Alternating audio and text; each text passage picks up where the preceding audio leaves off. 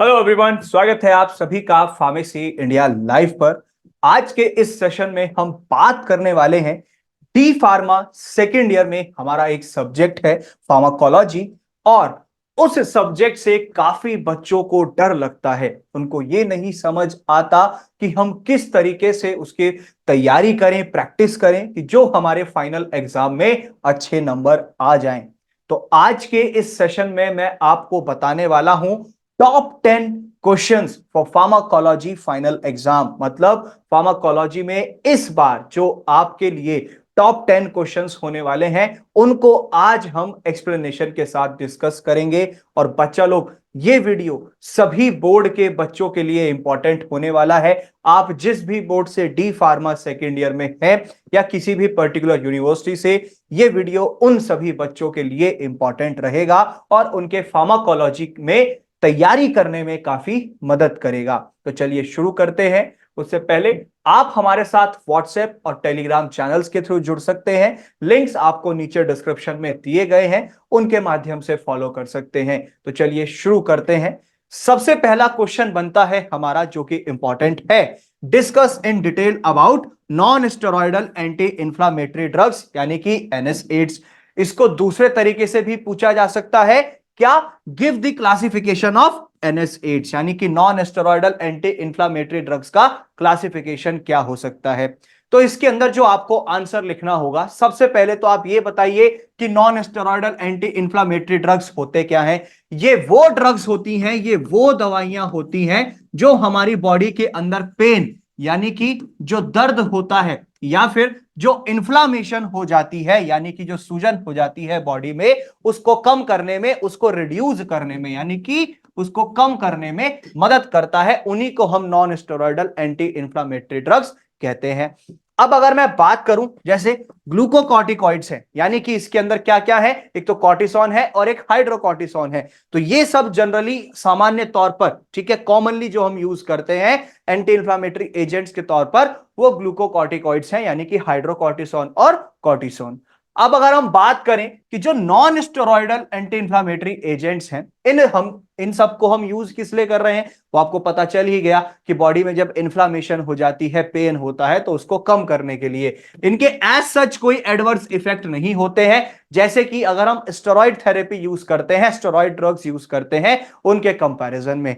अब इन ड्रग्स को एक तो हम यूज करते हैं अर्थराइटिस में, जिसे आप बाय कहते हैं, ठीक है। साथ ही साथ हम रियूमेटिस में यूज करते हैं, हम इनको ल्यूपस एरिथ्रोमेटोसस में यूज करते हैं, और साथ ही साथ हम इनको एंकाइलोसिस स्पॉन्डिलाइटिस में भी यूज करते हैं।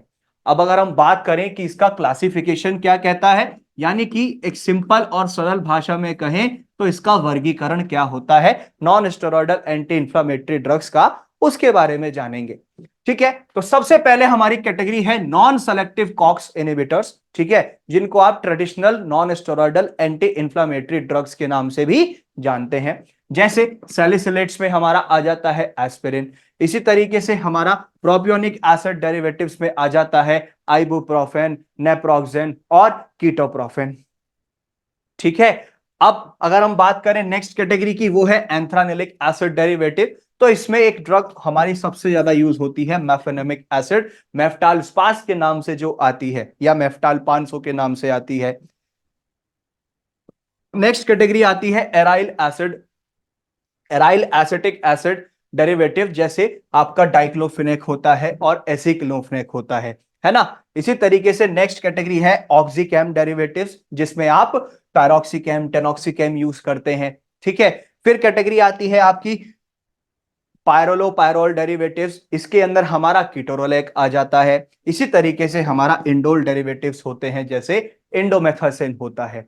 और नेक्स्ट कैटेगरी आ जाती है पायराजोलोन डेरिवेटिव, जिसके अंदर हमारा फिनाइल ब्यूटाजोन और ऑक्सीब्यूटाजोन होता है, ठीक है। तो ये एक पर्टिकुलर कैटेगरी है हमारी जो नॉन सेलेक्टिव कॉक्स इनहिबिटर्स, यानी कि traditional non steroidal anti inflammatory drugs है। उसके बाद बात आती है हमारी जो प्रेफरेंशियल कॉक्स 2 इनहिबिटर्स होते हैं, जैसे निमोसिलाइड हुआ, ठीक है, मेलॉक्सिकेम हुआ, या हमारा जो है नेबुमेटॉन हुआ। उसके बाद आते हैं सेलेक्टिव कॉक्स 2 इनहिबिटर्स पे, जैसे सेलेकॉक्सिब होता है, एटेराकॉक्सिब होता है और पेरेकॉक्सिब होता है।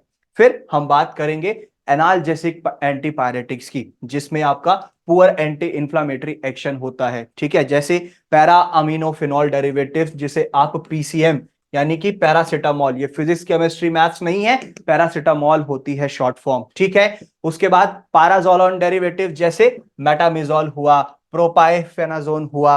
नेक्स्ट कैटेगरी आती है बेंजोक्साजोसिन डेरिवेटिव, जैसे आपका नेफोपैम होता है।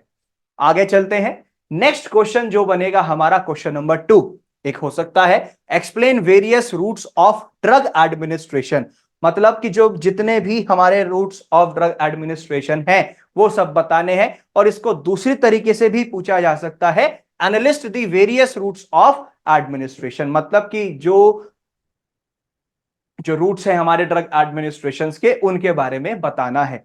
तो सबसे पहले तो हम बात करेंगे basically routes of drug administration के। तो ये दो तरीके के होते हैं, एक तो होता है हमारा सिस्टमिक, ठीक है, और एक होता है लोकल। तो अगर हम बात करें सिस्टमिक की, तो सिस्टमिक भी हमारे दो टाइप के होते हैं, एक होता है एंट्रल और दूसरा हो जाता है पेरेंट्रल। एंट्रल जो आपका बेसिकली इंटेस्टाइन रूट से जाते हैं, और पेरेंट्रल मतलब जो सीधा हमारे सिस्टमिक सर्कुलेशन में यानी कि हमारे बॉडी के अंदर जाते हैं, ब्लड के अंदर। तो अब एंट्रल की बात करें तो जैसे ओरल टैबलेट्स या ओरल या जितने भी हमारी ओरल फॉर्मुलेशंस हैं वो सब होती हैं। सबलिंगुअल रूट आ जाता है और रेक्टल रूट आ जाता है, ठीक है। अगर मैं बात करूं पेरेंट्रल रूट की, तो इसमें हमारे इनहलेशनल आ जाते हैं, इंजेक्शंस आ जाते हैं और ट्रांसडर्मल आ जाते हैं। फिर बात आती है लोकल की, मतलब जो सिस्टमिक सर्कुलेशन में नहीं जाता, बॉडी के ऊपर ऊपर ही रहता है, जैसे कि हमारा स्किन हुआ, इंट्रानेजल हुआ, ऑक्यूलर ड्रॉप्स हुए, म्यूकोजल हुए, जैसे कि थ्रॉट के लिए, वेजाइना के लिए, ईयर के लिए या माउथ के लिए। अब आपके मन में आएगा कि सर बेसिकली पेरेंट्रल रूट में इंजेक्शंस के कौन कौन से रूट हो सकते हैं। तो इसमें सबसे पहला आता है हमारा इंट्रावेनस, जिसे आप आईवी कहते हैं, इंट्रामस्कुलर जिसको आप आईवी आईएम कहते हैं, सबक्यूटेनियस आ जाता है, ठीक है। ऐसे ही इंट्रा आर्ट्रियल, इंट्रा आर्ट्रिक्यूलर और इंट्राथिकल और इंट्राडर्मल, ये आपके वेरियस रूट्स ऑफ इंजेक्शंस हैं जो कि पेरेंट्रल रूट के जरिए बॉडी के अंदर जाते हैं डायरेक्टली आपके सिस्टमिक सर्कुलेशन में, ठीक है।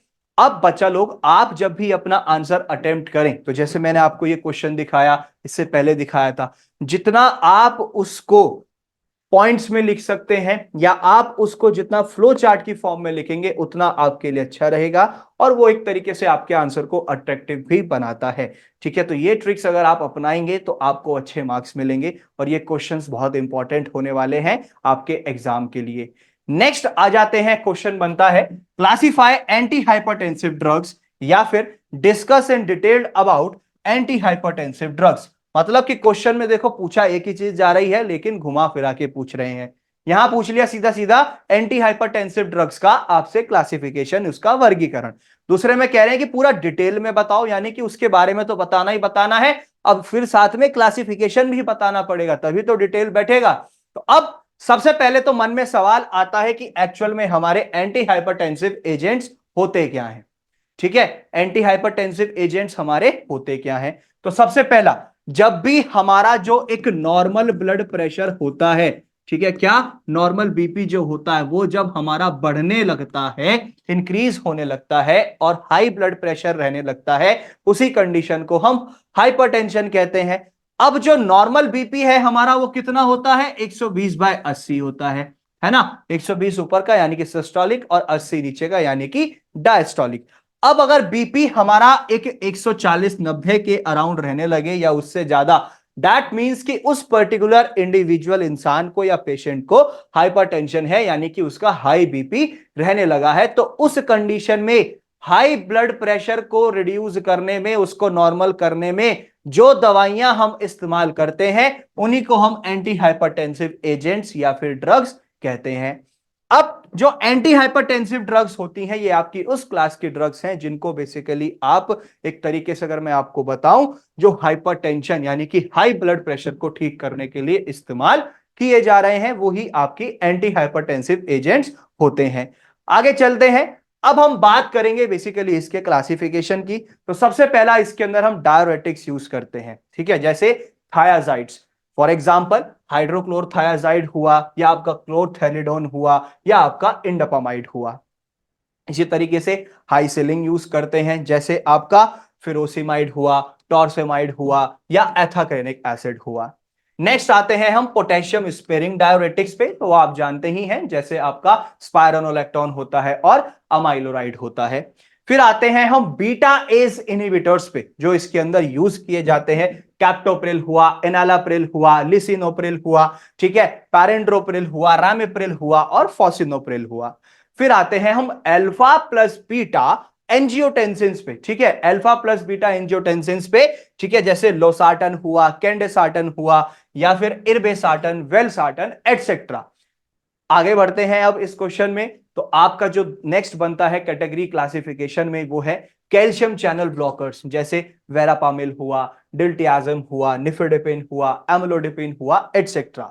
नेक्स्ट कैटेगरी आती है आपकी बैटर्नर्जिक ब्लॉकर्स, ठीक है, एड्रेनर्जिक ब्लॉकर्स, ठीक है, बीटा एड्रेनर्जिक ब्लॉकर्स इसके अंदर आ जाते हैं, प्रोपेरानोल हुआ, मेटोप्रोलॉल हुआ, एटिनोलॉल हुआ एटसेट्रा।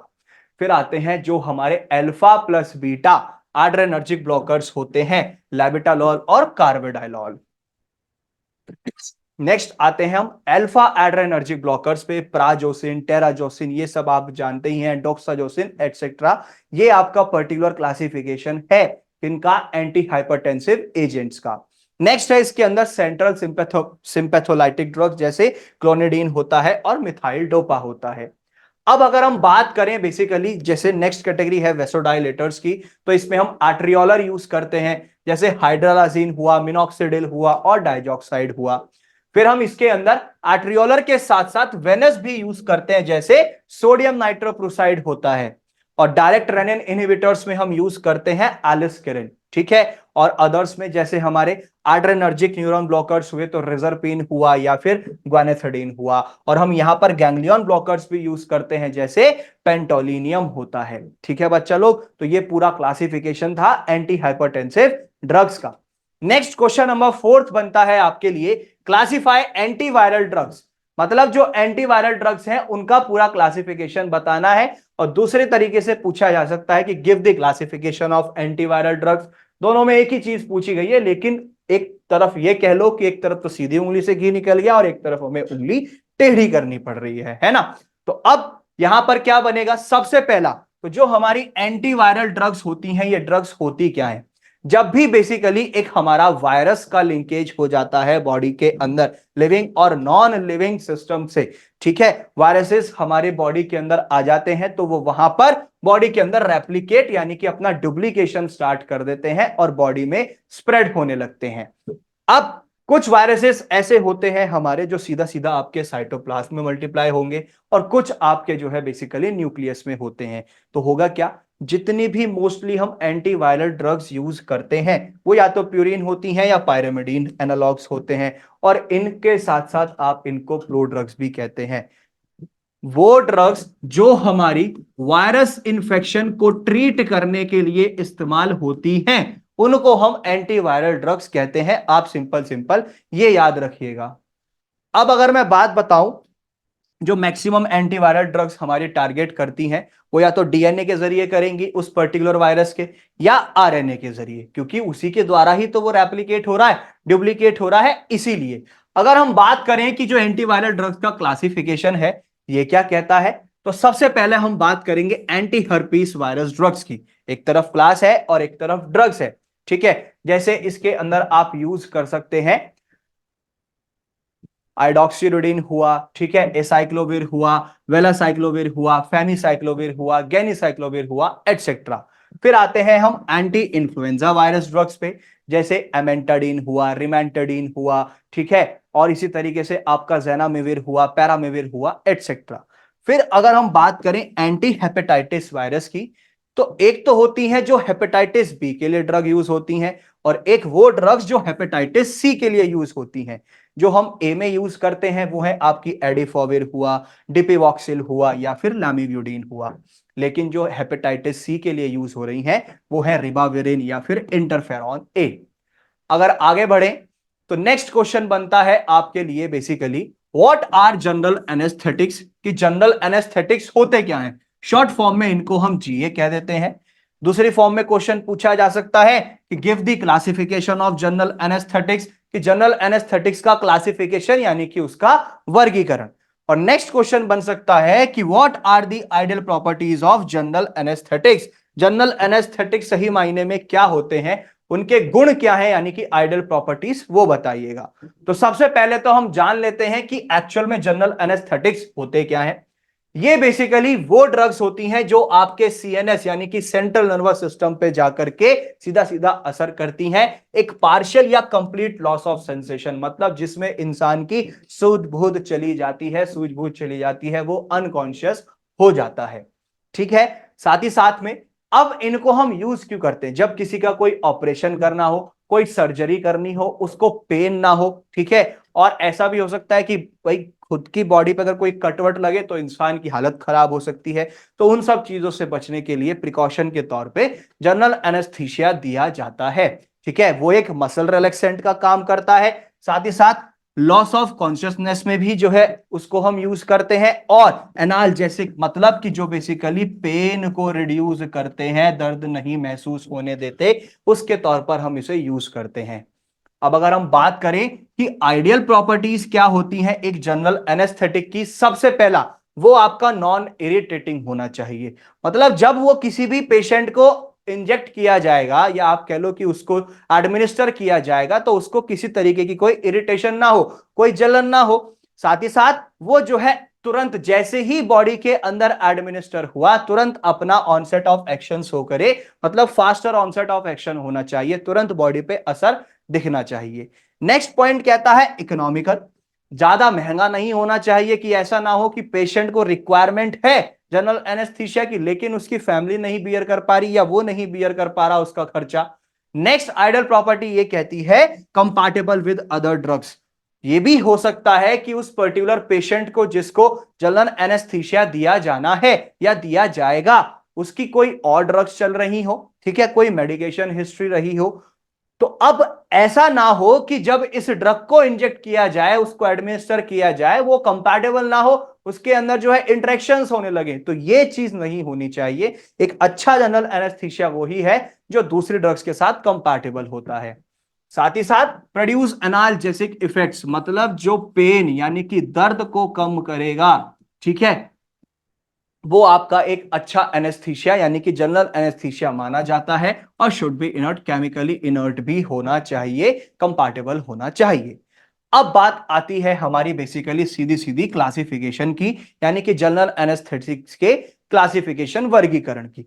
सबसे पहला जनरल एनेस्थेटिक्स को हमने दो कैटेगरी में डिवाइड किया है। एक तो है इनहेलेशनल, जिसमें वॉलेटाइल और गैसियस एनेस्थेटिक्स आते हैं, जैसे ईथर हुआ या साइक्लोप्रोपेन हुआ। दूसरे हैं आपके इंट्रावेनस एनेस्थेटिक्स, जैसे थायोपेंटल सोडियम, कीटामीन हाइड्रोक्लोराइड होता है या प्रोपोफॉल होता है। अब अगर हम जनरल एनेस्थेटिक्स की बात करें तो आपको मैंने बताया एक तो इनहेलेशनल है और एक है इंट्रावेनस, जो कि दो कैटेगरीज में डिवाइड है। इनहेलेशनल एक तो होते हैं गैसियस फॉर्म में जैसे नाइट्रस ऑक्साइड, और एक होते हैं वोलेटाइल लिक्विड्स में जैसे ईथर हुआ, हेलोथेन हुआ, या आपका आइसोफ्लोरेन, डेसफ्लोरेन और सिवोफ्लोरेन। वहीं पर अगर मैं बात करूं इंट्रावेनस की, तो इंट्रावेनस दो कैटेगरीज में डिवाइड है। एक है फास्ट एक्टिंग ड्रग्स और दूसरे हैं slower acting drugs. Fast acting में आपके जैसे थायोपेंटोन सोडियम होता है, ठीक है, मेथोहेक्सिटोन सोडियम होता है, प्रोपोफॉल होता है, एटोमिडेट होता है। लेकिन अगर स्लोअर एक्टिंग ड्रग्स की बात करें, वो तीन कैटेगरीज में होते हैं। सबसे पहला है आपका बेंजोडाइजेपिन, जैसे डायजापाम हुआ, लोराजेपाम हुआ। फिर आते हैं डिसोसिएटिव एनेस्थेटिक्स पे, जैसे होते हैं आपके कीटामीन हाइड्रोक्लोराइड। और लास्ट है आपका ओपियोइड एनाल्जेसिक, जैसे फेंटानिल होता है, एटसेट्रा। ये क्वेश्चन आपका 5 नंबर में पूछा ही जाता है, ठीक है, इस क्वेश्चन पे जरूर ध्यान दीजिएगा जो जनरल एनेस्थेटिक्स का है। नेक्स्ट क्वेश्चन आ जाता है discuss in detail about diuretics, या फिर दूसरी फॉर्म में पूछ सकते हैं give the classification of diuretics. Diuretics होते क्या है वो आपसे पूरा डिटेल में पूछा गया है, उसके बारे में बताना है, या फिर क्वेश्चन घुमा के पूछा जा सकता है सीधा सीधा क्लासिफिकेशन बता दीजिए डायोरेटिक्स का, यानी कि उसका वर्गीकरण। अब बच्चा लोग आपको ध्यान ये देना है कि जो डायोरेटिक्स होते हैं वो क्या होते हैं, सबसे पहले तो ये पता होना चाहिए। डायरेटिक्स वो एजेंट्स होते हैं जो हमारी बॉडी के अंदर यूरिन की अमाउंट को इंक्रीज करते हैं, यूरिन की अमाउंट को बढ़ा देते हैं, और जो भी पर्टिकुलर सॉल्यूट्स होते हैं बॉडी में वो एक्सक्रीट आउट हो सके, वो बॉडी से बाहर आ सके। फिर जो एक आपका डायोरेटिक एजेंट होगा वो जो है सोडियम एक्सक्रीशन को भी बढ़ा देगा बॉडी के अंदर, ठीक है, कहां से, किडनी से, जिससे कि आप जो है ठीक से यूरिन को अपनी बॉडी से एक्सक्रीट आउट कर सकते हैं और जो भी हमारे टॉक्सिक सब्सटेंसेस होते हैं, वेस्ट प्रोडक्ट्स होते हैं, वो बॉडी से यूरिन के जरिए बाहर आ सकते हैं। अब जो एक्वेटिक होते हैं ये वो ड्रग्स होती हैं जो बेसिकली वाटर के एक्सक्रीशन को बढ़ाते हैं। अब बॉडी के अंदर जो सोडियम एक्सक्रीशन कर रहा है, सोडियम को बाहर निकालने में मदद कर रहा है, उनको हम नेट्री यूरेटिक कहते हैं, और जो वाटर को बाहर निकाल रहा है वो है एक्वा यूरेटिक ड्रग्स, ठीक है। अब हम अगर बात करें कि क्लासिफिकेशन क्या कहता है डायरेटिक्स का, तो इसमें सबसे पहला आता है हमारा क्लास, फिर आती है सब क्लास, और फिर आती है हमारी ड्रग्स। क्लास में सबसे पहली क्लास आती है हाई एफिशिएंसी डायरेटिक्स, मतलब कि जो आपके बेसिकली सोडियम, पोटेशियम और जो क्लोराइड ट्रांसपोर्ट होता है उसको इनहिबिट करेंगे। जैसे सबसे पहला है हमारा सल्फोनामिल डेरिवेटिव्स, सल्फामॉइल डेरिवेटिव्स, जिसके अंदर फिरोसिमाइड, टोरेसामाइड और आपका ब्यूमेटानाइड होते हैं। उसके बाद आती है आपकी फिनॉक्सी एसिटिक एसिड डेरिवेटिव्स, ठीक है, जैसे एथाक्रेनिक एसिड होता है। उसके बाद आते हैं हमारे ऑर्गेनो मर्क्यूरियल्स, जैसे आपका मर्सालिल होता है। लेकिन नेक्स्ट कैटेगरी आती है इसके अंदर मीडियम एफिकेसी डायरेटिक्स, जिनके अंदर ये कैपेबिलिटी है कि वो सोडियम और जो हमारा बेसिकली क्लोराइड होता है उनके ट्रांसपोर्ट को इनहिबिट करेंगे, सोडियम क्लोराइड के ट्रांसपोर्ट को रोकने में मदद करेंगे। जैसे आपके बेंजोथायाडाइजीन्स होते हैं या जिनको आप थायाजाइड्स कहते हैं। ड्रग्स में आपके हाइड्रोक्लोरोथायाजाइड हो गए, ठीक है, बेंजोथायाजाइड्स हो गए, ठीक है, या फिर आपका बेंड्रोफ्लूमेथायाजाइड्स हो गए। लेकिन नेक्स्ट कैटेगरी है इसके अंदर थायाजाइड्स लाइक, जैसे आपके होते हैं हेट्रोसाइक्लिक्स। लेकिन अगर ड्रग्स की एग्जांपल्स की बात करें तो इसके अंदर क्लोरथेलिडोन होता है, मेटोलाजोन होता है, एटसेट्रा।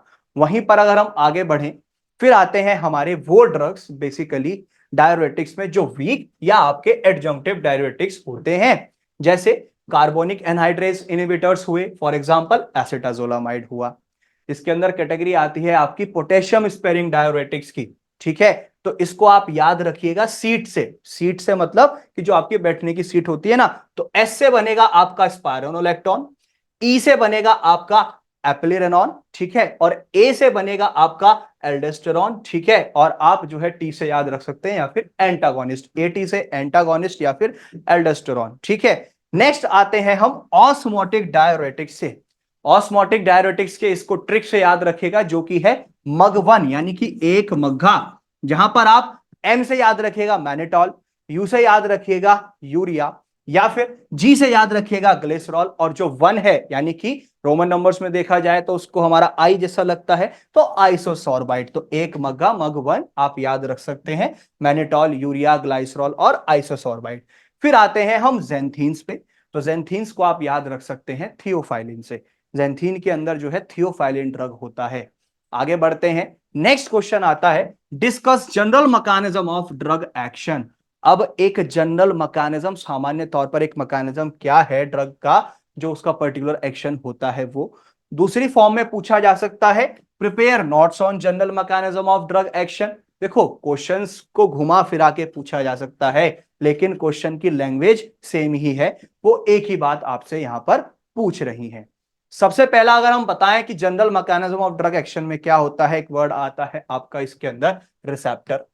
अब यहां पर बात आ जाती है कि रिसेप्टर्स क्या होते हैं। रिसेप्टर्स जो है बेसिकली आपके वो मॉलिक्यूल्स होते हैं जो आगे जाकर के बाइंड होते हैं टारगेट साइट्स पे, मतलब जो जुड़ते हैं एक तरीके से, ठीक है, या तो मैक्रोमॉलिक्यूल्स कह लो या बाइंडिंग साइट कह लो, जो बेसिकली जहां पर आपकी वो सेल पे जाकर प्रभाव डालेंगे, उस पर जाकर के असर करेंगे, टारगेट करेंगे, ठीक है, उनके साथ वो बाइंडिंग का काम करेंगे, उनके साथ जुड़ते हैं। जिससे होगा क्या कि जो भी आपका एक मॉलिक्यूल है या जो ड्रग है उसमें जो भी सिग्नल्स आपके जनरेट होने हैं और आगे जाके जो रेस्पॉन्स वहां पर प्रोड्यूस होना है, उसी के लिए रिसेप्टर्स काम करते हैं। लेकिन आप यहां पर रखिएगा इनका और कोई दूसरा काम नहीं होता है, सिर्फ और सिर्फ ये रिसेप्टर साइट पे जाकर के बाउंड होते हैं, क्योंकि ड्रग को उसका एक्शन प्रोड्यूस करने में मदद करेंगे।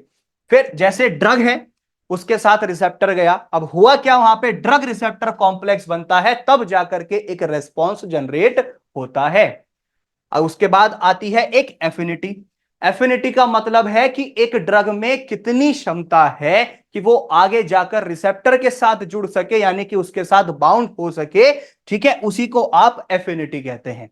एक ड्रग की जो क्षमता है, जिसको आप क्षमता को कहते हैं एबिलिटी, कि वो रिसेप्टर पे जाके जो बाउंड होगी, उसके साथ जो जुड़ेगी, उसी को आप एफिनिटी कहते हैं। उसके बाद टर्म्स आती हैं आपकी जैसे इंट्रिंसिक एक्टिविटी। तो एक ड्रग की क्या क्षमता है, एक ड्रग की वो क्षमता या वो एबिलिटी जो आगे जाके फार्माकोलॉजिकल एक्शंस प्रोड्यूस करती है, थेराप्यूटिक एक्शंस प्रोड्यूस करती है, जो एक ड्रग को काम करना होता है। कब, जब वो रिसेप्टर के साथ कंबाइन हो जाती है। ठीक है, उसी को आप इंट्रिंसिक एक्टिविटी कहते हैं उस पर्टिकुलर ड्रग की। फिर आ जाते हैं हम एगोनिस्ट पे। एक ड्रग में कितनी क्षमता है कि वो आगे जाके फार्माकोलॉजिकल एक्शंस जो प्रोड्यूस करेगा, लेकिन कब, जब रिसेप्टर के साथ बाइंड हो जाएगा, उसी को आप एगोनिस्ट कहते हैं। ठीक है, एक ड्रग में जो क्षमता है, कैपेबल है कि वो, उसके अंदर इतनी क्षमता है कि वो आगे जाके फार्माकोलॉजिकल एक्शंस प्रोड्यूस करेगी, जो ड्रग को काम करना है उसमें मदद करेगी, लेकिन कब, जब वो रिसेप्टर के साथ जाकर के बाइंड हो चुकी होगी। फिर आते हैं हम एंटागोनिस्ट पे। अब एक ड्रग क्या कहती है, एंटागोनिस्ट क्या कहते हैं, एंटागोनिस्ट ये कहते हैं कि वो जो आगे जाके ड्रग को बाइंड होना होता है एगोनिस्ट के साथ, ठीक है, वो उसी को रोकेंगे। क्यों, अब उसी को रोकते हैं कि जिससे कि रिसेप्टर ब्लॉक हो जाए, उस पर काम ना हो, या फिर जो भी उस पर्टिकुलर ड्रग के इफेक्ट्स होते हैं जो उसको असर करना है, उसी को वो ब्लॉक कर देंगे, इनहिबिट कर देंगे, उसी को आप एंटागोनिस्ट कहते हैं। लेकिन ये अपने आप से खुद से कोई ऐसा इफेक्ट प्रोड्यूस नहीं करते हैं। ठीक है, अपने खुद से कोई ऐसा इफेक्ट इनके अंदर नहीं आता है। आगे बढ़ते हैं। नेक्स्ट क्वेश्चन क्या बनेगा आपका यहां पर, describe the factors affecting absorption of drugs. ऐसे कौन कौन से फैक्टर्स हैं जो प्रभावित कर सकते हैं किसको, एब्जॉर्प्शन ऑफ ड्रग्स को। या फिर पूछा जा सकता है what are the various factors affecting absorption of drug. ऐसे कौन कौन से फैक्टर्स होते हैं जो एक एब्जॉर्प्शन ऑफ ड्रग्स को प्रभावित कर सकते हैं। ठीक है, क्वेश्चंस की लैंग्वेज चेंज हो सकती है, लेकिन सबसे पहले आपको जो है बेसिकली बताने हैं इसके अंदर फैक्टर्स। तो सबसे पहली कैटेगरी आती है आपकी फिजियोकेमिकल फैक्टर्स। ठीक है, जिसके अंदर ड्रग सॉल्युबिलिटी और डिसोल्यूशन रेट आ जाता है, पार्टिकल साइज और इफेक्टिव सरफेस एरिया, पॉलीमॉर्फिज्म और एमॉर्फिज्म आ जाता है, और साथ ही साथ सूडोमॉर्फिज्म होता है, जिसमें आप हाइड्रेट्स या सॉल्वेट्स कह सकते हैं। उसके बाद अगर मैं बताऊं तो सॉल्ट फॉर्म आ जाती है ड्रग की, लिपोफिलिसिटी आ जाती है। ठीक है, आपका जो है पार्टीशन कोएफिशिएंट आ जाता है ड्रग का, गैस्ट्रोइंटेस्टाइनल पीएच आ जाता है, और ड्रग सॉल्युबिलिटी आ जाती है। वहीं पर फिर आते हैं हमारे फार्मास्यूटिकल फैक्टर्स, जैसे डिसइंटीग्रेशन टाइम होता है पर्टिकुलर टैबलेट्स या कैप्सूल्स का, डिसोल्यूशन टाइम होता है, मैन्युफैक्चरिंग वेरिएबल होता है, फार्मास्यूटिकल इंग्रेडिएंट्स होते हैं, मतलब कि जो रॉ मटेरियल हम यूज करते हैं, एक नेचर और किस टाइप का वो डोजेस फॉर्म है, और साथ ही साथ प्रोडक्ट की एज कितनी है और उसकी स्टोरेज कंडीशंस। ये फार्मास्यूटिकल फैक्टर्स होते हैं एक ड्रग्स की एब्जॉर्प्शन के लिए, जो उसको अफेक्ट कर सकते हैं। फिर आते हैं हम अपने नेक्स्ट कैटेगरी पे, जो कि है पेशेंट रिलेटेड फैक्टर्स, जैसे रूट ऑफ एडमिनिस्ट्रेशन हो सकता है। ठीक है, मेम्ब्रेन फिजियोलॉजी हो सकती है, एज हो सकती है, गैस्ट्रिक एम्प्टिंग टाइम हो सकता है, या फिर इंटेस्टाइनल ट्रांजिट टाइम रेट हो सकता है। ठीक है, तो ये पर्टिकुलर फैक्टर्स होते हैं जो एक ड्रग की एब्जॉर्प्शन को प्रभावित कर सकते हैं। नेक्स्ट क्वेश्चन बनता है right short notes on laxatives and purgatives. अब लैक्सेटिव और परगेटिव्स क्या होते हैं, या फिर prepare notes on purgatives and laxatives. तो इस तरीके से क्वेश्चंस को घुमा फिरा करके आपसे पूछा जा सकता है। ये क्वेश्चन जो है बेसिकली बच्चा लोग इंपॉर्टेंट है, इससे क्वेश्चन आता है, 3 नंबर में आ जाता है, 1 नंबर में डेफिनेशन पूछ ली जाती है। ठीक है, सबसे पहले हम बात करेंगे परगेटिव्स वो ड्रग होते हैं जो डेफिकेशन प्रोड्यूस करते हैं। ठीक है, और इनको आप लैक्सेटिव या कैथार्टिक्स के नाम से भी जानते हैं। होता क्या है, जो लैक्सेटिव्स हैं या आपके एप्रिएंट्स होते हैं, इनके अंदर जो है एक माइल्डर एक्शन होता है, बहुत ही हल्का प्रभाव होता है, जबकि जो कैथार्टिक्स या परगेटिव्स होते हैं वो जो है बेसिकली पावरफुल होते हैं, मतलब उनमें इतनी क्षमता है कि वो एक उसके कंपैरिजन में काफी अच्छी जो है अपने एक्शंस प्रोड्यूस करते हैं। साथ ही साथ जो आपके कार्मिनेटिव्स होते हैं, ये वो ड्रग्स होती हैं जो एक पर्टिकुलर आपके गट में जो गैसेस होती हैं उसको बाहर निकालने में मदद करते हैं। आपने देखो ये चीज देखी होगी, इसबगोल देखा होगा, ये सबसे ज्यादा यूज किए जाते हैं। क्यों? जब बेसिकली एक किसी इंसान को ठीक से स्टूल फॉर्मेशन नहीं होती है, कब्ज हो जाता है, कॉन्स्टिपेशन हो जाता है, तो उस कंडीशन में इन ड्रग्स को दिया जाता है, सत इसबगोल की घुस्सी दी जाती है। ठीक है। ऐसे ही अगर मैं बात करूं इनके क्लासिफिकेशन की, तो सबसे पहला बल्क फॉर्मिंग एजेंट्स कौन कौन से होते हैं? वो डाइटरी फाइबर्स होते हैं आपके, ठीक है, जैसे प्लांटागो या इसबगोला मिथाइल सेल्यूलोज होता है। स्टूल सॉफ्टनर जो बेसिकली स्टूल को यानी कि पॉटी को सॉफ्ट करने में मदद करते हैं, वो है आपके डॉक्यूसेट्स, जैसे डॉस होता है, और एक लिक्विड पैराफिन आता है, लिक्विड पैराफिन भी यूज किया जाता है। फिर आते हैं हम ऑस्मोटिक पॉजिटिव्स पे, जैसे मैग्नीशियम सल्फेट हुआ, मैग्नीशियम हाइड्रोक्साइड हुआ, सोडियम सल्फेट हुआ, सोडियम फॉस्फेट हुआ, एटसेट्रा। नेक्स्ट है आपके स्टिमुलेंट्स, जो स्टिमुलेट करेंगे वो होते हैं आपके जैसे सोडियम पिकोसल्फेट एंथ्राकिनोन होता है, ठीक है, साथ ही साथ सेना हुआ, कैस्केरा हुआ, एटसेट्रा। तो काफी सारे ड्रग्स हैं जो स्टिमुलेटिंग का काम करते हैं। और लास्ट क्वेश्चन आज के इस सेशन का, जो आपके फार्माकोलॉजी सब्जेक्ट के लिए काफी इंपॉर्टेंट रहेगा, वो है डिफाइन एंड क्लासिफाई ब्रोंकोडायलेटर्स, कि ब्रोंकोडायलेटर्स क्या होते हैं और उनका क्लासिफिकेशन। साथ ही साथ क्वेश्चन को घुमा के सीधा सीधा पूछ सकते हैं, give the classification of bronchodilators, कि ब्रोंकोडायलेटर्स का क्लासिफिकेशन क्या होता है, वो आपसे पूछा जा सकता है। तो सबसे पहले आपको यह बताना है कि जो ब्रोंकोडायलेटर्स हैं वो होते क्या हैं। जब भी हमें जो है ब्रोंकियल अस्थमा होता है, जो हमारे ब्रोंक्यूल्स होते हैं लंग्स के अंदर, वहां पर क्या होता है कि वो ठीक से एयर का जो है पाथवे नहीं हो पाता है, ठीक है। और होता क्या है कि जो वो एयरवे है हमारा, वो जो है नैरो पतले हो जाते हैं, जिससे सांस लेने में काफी कठिनाई होती है। तो उन्हीं को ठीक करने के लिए जो ड्रग्स यूज होती हैं वो आपके ब्रोंकोडायलेटर्स होते हैं। अब सिम्टम्स जैसे डिस्निया हो सकता है, विजिंग, कभी कभी छाती में से आवाज बहुत तेज आने लगती है, घर घर की आवाज होती है ना, वो इसी वजह से होता है। खांसी भी उठने लगती है, और साथ ही साथ कभी कभी क्या होता है, एक पर्टिकुलर एक्टिविटीज भी जो है हम लिमिट ही कर पाते हैं, ठीक है, जो हम जैसे भाग दौड़ कर लेते हैं उसमें भी ज्यादा जो है उनको भी हम ठीक से नहीं कर पाते, काफी कठिनाइयों का सामना करना पड़ता है। क्लासिफिकेशन की बात करें तो ब्रोंकोडायलेटर्स की सबसे पहले आते हैं हमारे सिंपैथोमिमेटिक्स, जैसे एस से याद रखना सॉल्ब्यूटामॉल, और टी से याद रखना टर्ब्यूटालिन, एटसेट्रा। फिर आते हैं हम बेसिकली मिथाइल जेंथीन्स पे, जैसे आपके थियोफाइलिन होते हैं, ये एनहाइड्रस ड्रग्स होती हैं, ठीक है। अमाइनोफाइलिन होते हैं, और साथ ही साथ डॉक्सोफाइलिन होते हैं। लास्ट में क्या आ रहा है? फाइलिन, ठीक है। तो थियो और आपका डॉक्सो और अमीनो, आप इस तरीके से याद रख सकते हैं, बस फाइलिन याद रखना है, किस लिए? मिथाइल जेंथीन्स के लिए। नेक्स्ट आते हैं एंटीकोलिनर्जिक ड्रग्स, जैसे आपका जो होता है इप्राट्रोपियम ब्रोमाइड होता है, ठीक है, और टायोट्रोपियम ब्रोमाइड होते हैं, ठीक है। तो ब्रोमाइड ब्रोमाइड सब में आ रहा है, और ट्रोपियम ट्रोपियम भी दोनों में आ रहा है, तो इप्रा और टायो। तो आप इसको अगर याद रखेंगे तो इससे आपको ये वाला क्लासिफिकेशन भी एंटीकोलिनर्जिक्स का याद हो जाएगा ब्रोंकोडायलेटर्स के लिए। फिर आते हैं हम ल्यूकोट्राइन एंटागोनिस्ट पे, जैसे मॉन्टेल्यूकास्ट होता है, बहुत ज्यादा ड्रग यूज किया जाता है ये जब भी हमें कोई गले से संबंधित कोई दिक्कत होती है, लंग से संबंधित, और जैफिर लुकास्ट भी यूज किया जाता है। फिर आते हैं मास्ट सेल स्टेबलाइजर्स पे, जैसे आप जो है कीटोटिफिन यूज करते हैं, साथ ही साथ इसके अंदर सोडियम क्रोमोग्लाइकेट भी यूज किया जाता है।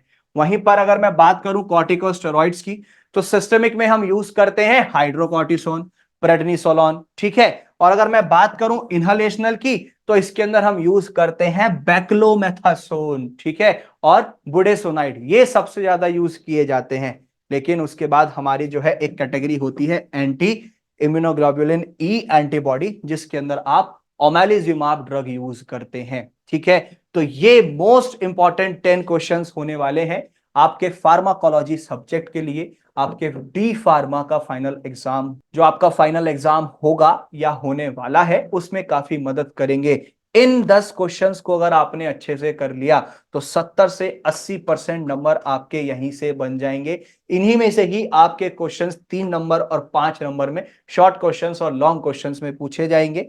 वीडियो के स्टार्टिंग में भी मैंने आपको बताया था कि ये हर बोर्ड के बच्चों के लिए काफी इंपॉर्टेंट होने वाला है वीडियो।